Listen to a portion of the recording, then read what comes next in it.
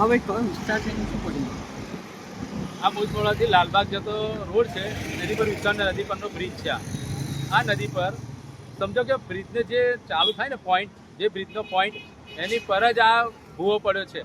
એટલે નીચે પિલ્લર બી દેખાવા લાગ્યો છે. નીચે તો જે બ્રિજનો પિલ્લર હોય એ બી દેખાવા લાગ્યો. થોડી માટી ઘસશે ને તો પાણી દેખાવા લાગશે, એવું છે અહીંયા સિચ્યુએશન.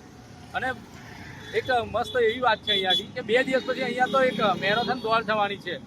અહીંયાથી લોકો સવારમાં દોડવાના છે. વહેલી તકે કોર્પોરેશન આવીને આ ભૂવાનું પુરાણ કરે, નહીં તો અહીંયા કોઈ દુર્ઘટના સર્જાઈ, જેમ માંજલપુરમાં સર્જાઈ જેવી કંઈ સર્જાઈ ગઈ તો જવાબદાર કોણ લેવાનું છે?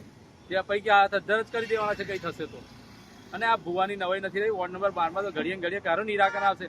તમે ગાંધીનગર કોઈ નેતાઓને બોલાવો, કમિશનર સાહેબને બોલાવો, ગમે તેને બોલાવો, ચેરમેન સાહેબને બોલાવો, પણ આનું નિરાકરણ ક્યારે લાવશો? કાયમ નિકાલ ક્યારે લાવશો વોર્ડ નંબર 12?